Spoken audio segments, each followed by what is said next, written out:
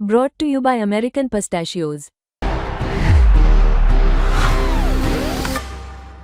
That's the power of pistachio. सीधे Edgbaston से आपके साथ मैं जुड़ चुका हूं और दूसरा test match India versus England यहीं खेलना जाना है और इंडिया के कप्तान शुभमन गिल पर एक बार फिर नज़रें बनी हुई होंगी। क्यों?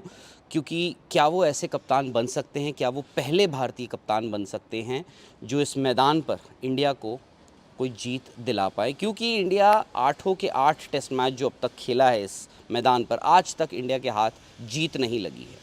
अच्छा, शुभमन गिल जो मेरे ठीक पीछे ट्रेनिंग कर चुके हैं, बट थोड़े से वो शॉर्ट स्प्रिंट्स लगा रहे हैं। उनके साथ बॉलिंग कोच मॉर्ने मॉर्कल भी हैं और कप्तान के तौर पर शुभमन गिल का पहले टेस्ट मैच में एक इम्तिहान था। बैटिंग के लिहाज से उन्होंने पास किया, वो कप्तानी के लिहाज से एटलीस्ट ये था कि इंडिया इस पूरी टेस्ट मैच में जो पहला टेस्ट मैच हुआ बना हुआ था। इवन चौथे दिन भी ऐसा लगा जब ख़त्म हुआ था कि इंडिया ये टेस्ट मैच जीत रहा है। ये नहीं बोलूँगा कि जीत सकता है, जीत रहा बोलना चाहिए। उसके बाद इंग्लैंड ने खैर जिस किस्म की बल्लेबाजी करी और इंडिया ने जिस किस्म की फील्डिंग करी, उसके चलते इंग्लैंड ने 371 रन का वो टारगेट भी चेज़ कर दिया।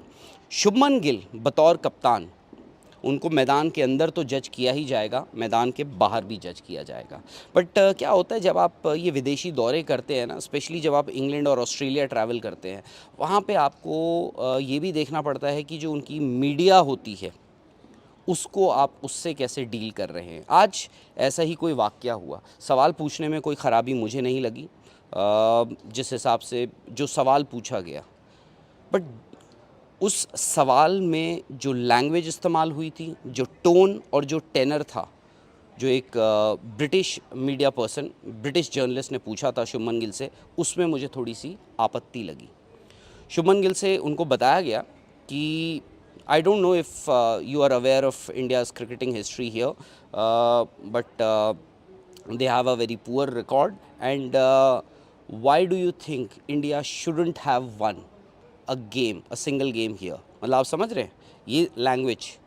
आप वो बता रहे हैं कि एक ये तरीका होता है कि भाई आप एक इन्फॉर्मेशन दे रहे हैं। मैं इसीलिए बोल रहा हूँ कि कभी कभार ये British media, even Australian media, ऐसा लगता है कि आपको एक खिलाड़ी को, एक कप्तान को सामने वाले इंटिमिडेट करने की कोशिश करी जा रही है। बट थैंकफुली शुभमन गिल ने आई थिंक अपना जवाब बड़ा सीधा और सटीक रखा। वो भड़के नहीं, बट उन्होंने अपनी वो एक यूजुअल छोटी सी एक स्माइल के साथ उन्होंने कहा कि भाई मुझे नहीं पता कि क्या हुआ था। वो टीमें अलग थी, चाहे वो इंडिया की हों या इंग्लैंड की हों, इतने सालों में जो खेली हैं, बट ये जो इंडियन टीम आई है इस वक्त इंडिया की बेस्ट क्रिकेटिंग टीम है। बस इतना सा जवाब, और शुभमन गिल ने अपनी कुर्सी पीछे करी और उठ के वो प्रेस कॉन्फ्रेंस रूम से बाहर चले गए। गुस्से में नहीं, क्योंकि वो आखिरी सवाल था। अब बात यही हो जाती है कि ब्रिटिश मीडिया जो है वो ऐसे सवाल करने की कोशिश करती है, maybe to get a reaction out of the opposition, उनके कप्तान सामने हों, तो ये सब चीज़ें होती हैं। बट सवाल में कोई ख़राबी नहीं थी। आप ये बता सकते हैं कि भाई एक हिस्ट्री है इंडिया की, एजबैस्टन इंडिया के लिए बहुत ज़्यादा अच्छा रिज़ल्ट देने वाला मैदान रहा नहीं है। आपने 8 टेस्ट मैचेस खेले हैं, सारे हारे हैं। तो क्या लगता है आपको, क्या रीज़न्स रहे होंगे, या आप क्या बेहतर करना चाहेंगे जो पिछली टीमें नहीं कर पाई हैं?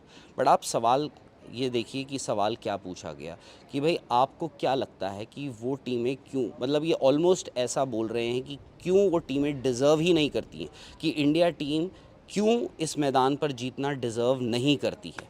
सवाल ये था जो मुझे लगा was in a bad taste. उस सवाल में कोई ख़राबी नहीं थी, but the manner in which it was asked, the tone, the tenor and the language मुझे लगा ख़राब है। शुभमन गिल ने बड़ा सटीक और सीधा जवाब दिया। ये है इंडिया और इंग्लैंड का महामुकाबला।